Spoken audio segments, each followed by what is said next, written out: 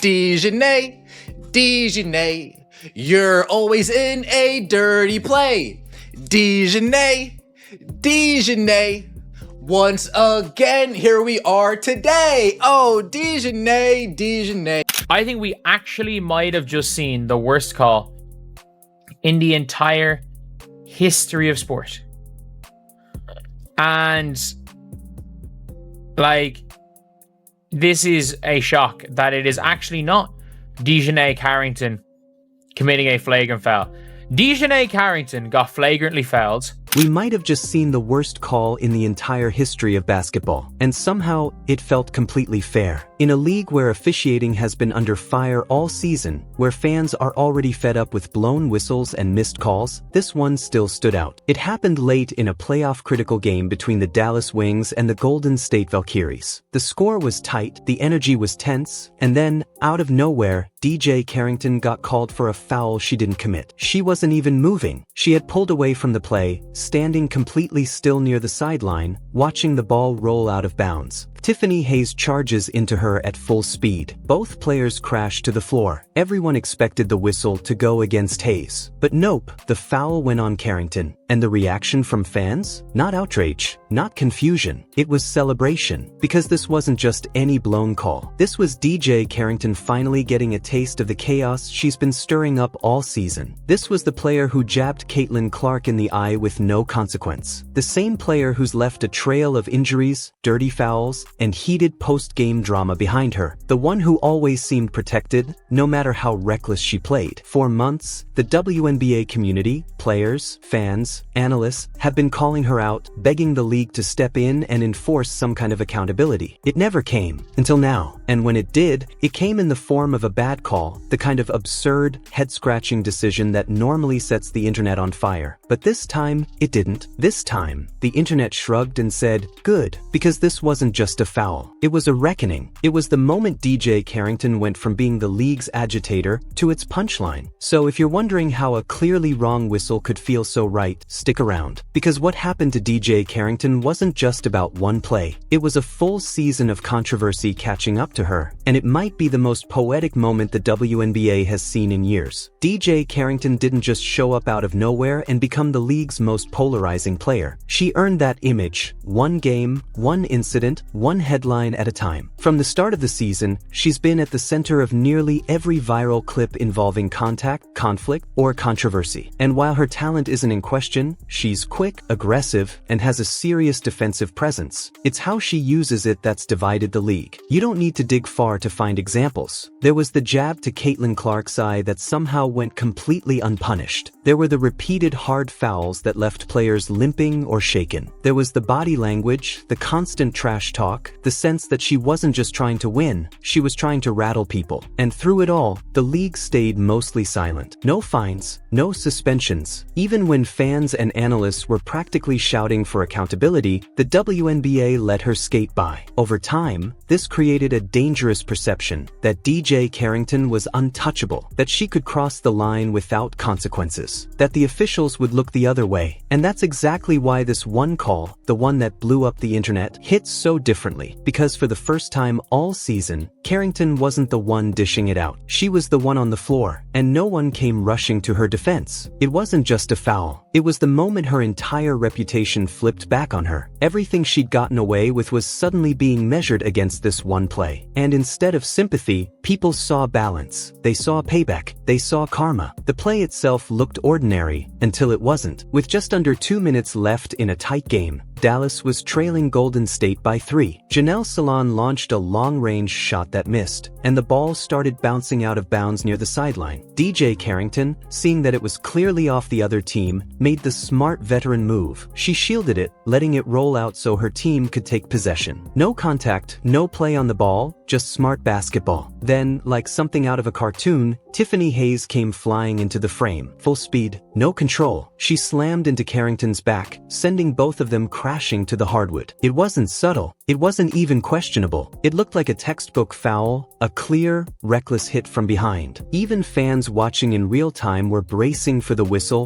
against Hayes. But instead, the ref pointed at Carrington. For a second, there was silence. Then came the laughter. Not the funny kind, the shocked, "Are you kidding me" kind. Even fans who couldn't stand Carrington were stunned. The player who had backed away from the ball, who hadn't moved toward Hayes, who didn't initiate any contact, just got tagged with the foul. And somehow, Tiffany Hayes, the one who literally tackled her, walked away clean. The moment went viral almost instantly. Clips of the hit spread all over social media, with captions like, "Worst call ever," and "This league is a joke." But what stood out wasn't just the call, it was the reaction. Normally, a blown whistle like that gets the basketball world riled up. This time, people were thrilled, not because the call was right, but because of who it happened to. And that was the twist no one saw coming. The play itself wasn't the real story, it was the fact that DJ Carrington, for once, wasn't the one creating chaos. She was just in the wrong place at the wrong time. But because of everything that led up to it, nobody cared. In fact, a lot of people loved it. This is where things took a turn that most players in Carrington's shoes would never experience. Normally, when a player gets nailed by a bad call, especially one this obvious, there's a wave of support. Social media lights up with slow-motion replays, analysts call for accountability, and fans demand that the league correct the mistake. But DJ Carrington? She got the exact opposite. The comment sections weren't filled with outrage. They were filled with satisfaction. Post after post, meme after meme, people weren't asking, "How did the refs screw that up?" They were saying, "Finally, that's what she gets." Karma caught up to her. It was one of the rare moments in sports where justice, in the traditional sense, didn't matter. People weren't interested in whether the foul was fair. They were interested in the irony. All season, Carrington had been seen as the league's biggest aggressor. She hit players in the face, got caught undercutting shooters, and walked away clean. So when she finally got hit, literally and figuratively, people didn't see an unfair moment. They saw balance. Even fans who don't like how the league has handled officiating this year couldn't help but enjoy the spectacle. It wasn't just about Carrington getting called. It was about seeing someone who had spent months getting away with everything finally take a hit. The foul didn't matter. The moment did. And what made it even more brutal was that Carrington knew it. You could see it in her face. She protested, of course, but it lacked conviction. There was no rally behind her. No one was tweeting in her defense. Not even her usual supporters in the media had much to say. She was on her own, and that silence? That was louder than any whistle. To understand why the internet shrugged off such a terrible call, you have to rewind through Carrington's highlight reel, or maybe lowlight reel is the better word. This wasn't a one-time incident. This was the result of months of reckless, borderline dangerous behavior that the league refused to address. Take Skylar Diggins-Smith. She was on a fast break earlier this season when Carrington closed in, wound up, and smacked her in the head. Skylar went down hard, and the play instantly sparked debate. Was it intentional? Was it just playing hard? Whatever the excuse, the league barely responded. Then there was Gabby Williams. Mid-range jumper, clean look, until Carrington jumped late and landed directly in her landing space. Williams rolled her ankle and had to leave the game. Again, no fine, no suspension, just another moment added to Carrington's growing reputation. And those are just the big ones. Across the season, Carrington has developed a pattern, plays that toe the line between physical and dirty, all while wearing an expression like she's daring someone to call her out. Whether it's throwing elbows under the basket, baiting opponents into confrontations, or constantly chirping at officials, she's built a personal brand around chaos. What's wild is that none of this is new. Fans have been calling it out for months. Players have hinted at it in post-game interviews. Even analysts who tried to give her the benefit of the doubt can't ignore how often she's involved when someone gets hurt. Yet every time, the WNBA let it slide. Whether it was favoritism, inconsistency, or just flat-out cowardice, the league allowed Carrington to become a one-woman storm with no consequences. So when Tiffany Hayes barreled into her and the refs, for once, got it completely wrong, nobody blinked, nobody cared. In fact, most people saw it as long overdue. Because when you spend a whole season taking shots at other players and never facing the music, eventually, the crowd stops rooting for you. They start rooting for your fall. If there was a single moment that flipped the script on DJ Carrington's image this season, it was the eye poke. It happened during a high-profile game back in September 2024. Carrington reached across Caitlin Clark's face and jabbed her in the eye. On national television, in slow motion, and somehow no flagrant, no tech, no suspension, nothing. That play became the spark that lit everything on fire, not just because it was dirty, but because of who it happened to. Caitlin Clark isn't just another rookie, she's the face of the league's future, a record breaker, a walking highlight reel, someone who brought in new fans, sold out arenas, and gave the WNBA its biggest ratings boost in years. So when she got hit and the league did nothing, people noticed, and they didn't forget. What made it worse? Clark didn't retaliate, she didn't cry foul or try to escalate. She defended Carrington's intent and stayed locked in on the game. That one act of maturity cemented Clark's status as a class act, while Carrington looked like the one player who could hurt the league's rising star without facing consequences. From that point forward, everything Carrington did was viewed under a new lens. Every hard foul, every trash-talking moment, every questionable play, fans traced it back to the eye poke. It became the moment people stopped giving her the benefit of the doubt. So when Carrington finally got hit with a call she didn't deserve, the response wasn't just about that play. It was about that history. That moment with Clark still lingers in fans' minds because it exposed something deeper, the league's failure to protect its stars, and the double standard in how certain players are treated. The eye poke wasn't just a dirty move, it was the moment DiJonai Carrington stopped being seen as a tough competitor and started being seen as a problem. And on this night, when the whistle finally blew against her, that memory came rushing back. Fans didn't just remember the foul, they remembered the silence that followed it, the way the league looked away, the way Carrington walked off with a smirk, and suddenly, a bad call didn't feel so bad after all. On paper, it was a blown call, plain and simple, but to anyone watching, it felt like something more. It felt like karma finally cashing in, because this wasn't just a regular season game. It was a high-stakes, late-season battle with playoff implications on the line. Carrington's team needed that possession. Every point mattered, and in the middle of all that, she did exactly what a smart player should do: back away from the ball, let it go out, and secure the turnover. But instead of gaining the edge, she got flattened and blamed for it. And here's where the story gets wild. That single moment completely flipped the momentum. Instead of getting the ball back, her team watched Golden State take advantage and pull away for the win. The play didn't just cost them a possession, it likely cost them the game. And for fans who had been waiting all season for the league to wake up and do something about Carrington's style of play, this was better than a fine or a flagrant. It was poetic justice, delivered in real time. The irony was almost too perfect. After a year of being protected, of skating past review boards and escaping punishment, Carrington was finally on the other end of the chaos. And not because someone retaliated, not because the league suspended her, but because the refs, for once, misfired in her direction. And that's what made it so satisfying for so many people. It wasn't just about the collision, it was about the reversal. The same officiating system that had turned a blind eye to her worst moments suddenly turned on her when she least expected it. And instead of sympathy, she got silence. Because that's the thing about reputation. Once it turns against you, even when you're right, no one cares. Carrington didn't just get hit on the court. She got hit by the weight of everything she's been getting away with all season. And when the whistle blew, fans didn't see a victim. They saw the scales tipping back into balance. As much as this moment was about DiJonai Carrington, it revealed something deeper and a lot more troubling about the WNBA itself. Because when fans cheer for a clearly blown call, not because it was right but because they think it's deserved, that's a red flag. Not for the player, for the league. The WNBA has been under a microscope all season, and for good reason. Officiating inconsistencies, questionable non-calls, selective discipline, they've all stacked up. But the Carrington moment was different. It wasn't just another bad whistle. It was the moment fans stopped expecting fairness and started accepting karma as a substitute. And that's dangerous. When people lose faith in the officials, they stop believing that wins are earned. When dirty plays go unpunished, physicality turns into chaos. When players like Carrington skate by without accountability, it signals that there are no real rules, just preferences. The result? A trust gap. Fans aren't sure if the league is being run fairly. Players don't know where the line is. And viral moments, like this one, start defining the season more than the actual basketball. That's not just a PR problem. It's a structural one. Because if your audience starts rooting for bad calls to balance the scales, you've already lost control of the narrative. And when your stars, like Caitlin Clark, are targeted without consequence while others get away with repeated reckless behavior, the message is clear: talent doesn't equal protection, and the rules change depending on who you are. Carrington's foul call wasn't just about her. It was about a league that let things slide too long. And now, instead of being able to step in and enforce fairness, they've created an environment where fans are happy to see unfair moments, as long as they hit the right target. The WNBA wants to grow, wants to go mainstream, wants to be taken seriously. But if it doesn't fix this, the officiating, the discipline, the perception of bias, then it won't matter how many new fans tune in, because those fans will leave just as fast once they realize the league can't even control its own court. For DiJonai Carrington, this moment was more than just a bad whistle. It was a turning point, not just in the game, in her entire career. Because here's the thing, she's not just a chaos magnet, she's also undeniably talented. She didn't win Most Improved Player by accident. Her defense, when focused, is suffocating. Her energy is constant. Her offensive game has come a long way. On paper, she has everything it takes to be one of the most impactful players in the league. But right now, none of that matters, because her reputation has completely overtaken her game. Even when the call was absurd, even when the video clearly showed she wasn't at fault, even when the outcome swung the result of a playoff race, people still didn't defend her. Not her fans, not analysts, not even teammates online. And that tells you everything. She's lost the benefit of the doubt. And once that's gone, everything becomes harder, from how refs see you, to how opponents play you, to how the public perceives your every move. The good news? Reputations can change, but not without effort. If Carrington wants to shift how she's seen, and salvage the narrative before it becomes permanent, it's going to take more than post-game tweets and sarcastic interviews. It's going to take real accountability. She doesn't need to become soft or stop playing with intensity, but there's a difference between toughness and recklessness, and right now, she's firmly in the latter. If she wants to be respected again, not just feared, she has to own her role in how we got here. Because at this point, even when the system fails her, the crowd still cheers. And that's not just about a call. That's a sign that she's playing the wrong game. In the end, this wasn't just about one missed call. It was about everything that came before it, the pattern of dirty plays, the league's refusal to intervene, and the growing frustration from fans who felt like no one was being held accountable. When DiJonai Carrington got flattened and blamed, it should have been a scandal. Instead, it felt like closure. It didn't fix what happened to Caitlin Clark. It didn't erase the injuries or the ignored fouls. But for once, the chaos turned back on the one player who seemed untouchable all year. That's why the reaction wasn't outrage. It was relief. For fans, this wasn't a glitch in the system. It was the system finally correcting itself, even if only for a moment. But that alone should worry the WNBA. Because when fans stop expecting fairness and start rooting for karma, it means they've stopped trusting the league to do its job. And if that continues, the damage won't just fall on players like Carrington. It'll hit the entire sport. So what happens next? That's up to Carrington, the refs, and the league office. But one thing's clear, the days of skating by are over. The spotlight's too bright now, and every move is being watched carefully. If you think that was karma in full effect, comment below, fire Dane. And if you're tired of the WNBA letting this slide, make sure to like, subscribe, and turn on notifications, because we've got more to break down. Click the video on the screen now to see how Caitlin Clark turned the entire league upside down without saying a word. We'll see you there.